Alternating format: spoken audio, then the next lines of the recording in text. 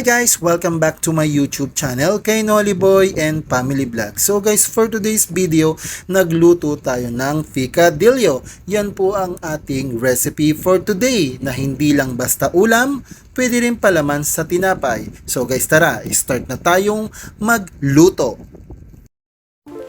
Guys, maglalagay muna tayo ng cooking oil dito sa ating cooking pan.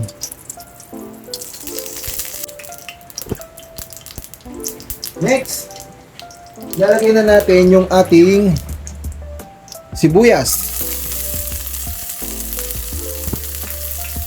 Igigisa lang natin yan guys. Bali, ang ating sibuyas ay isang white onion. Yung size niya is medium.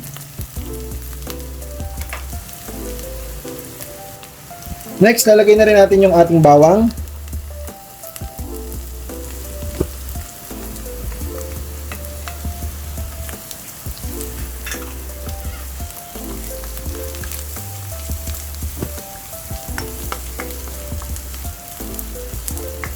Sunod yung ating kamatis. So meron tayong isang buo. Yan lang po ang meron natin ngayon.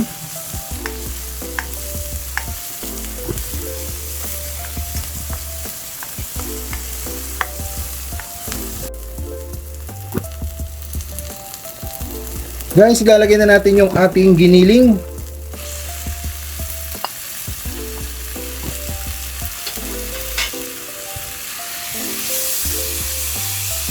Luwan lang natin. Okay, next, lagay na natin yung ating pork cubes.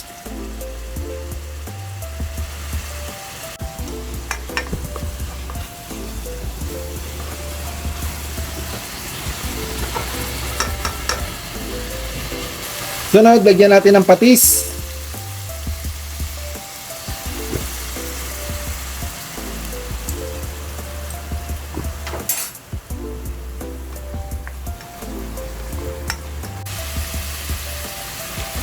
Sabay na rin natin yung ating tomato paste.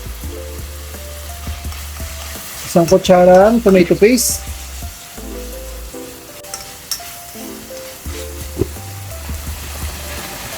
Next, yung ating oyster.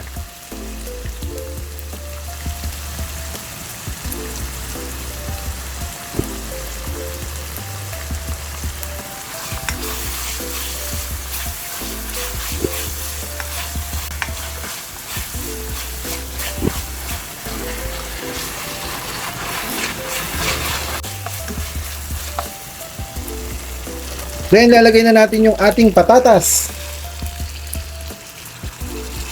Sabay na natin yan. Saka itong ating carrots.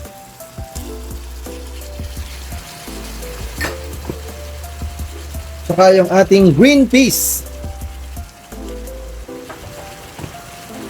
Then, i-mix lang natin.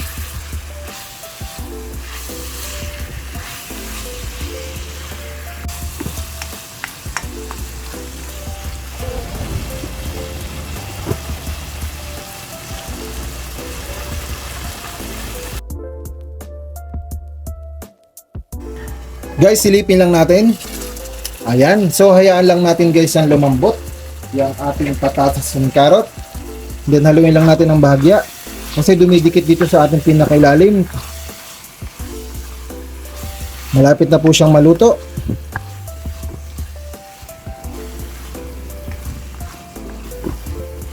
So, yan guys. Hayaan lang natin yan. Then, i-cover lang natin ulit.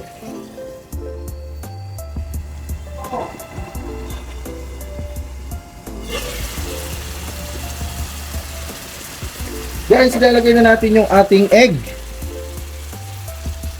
Ayan. Meron tayong 20 pieces na egg. Yung maliliit lang. Haluin lang natin ng ganyan. Yung marahan para hindi madurog yung ating nilagay na itlog.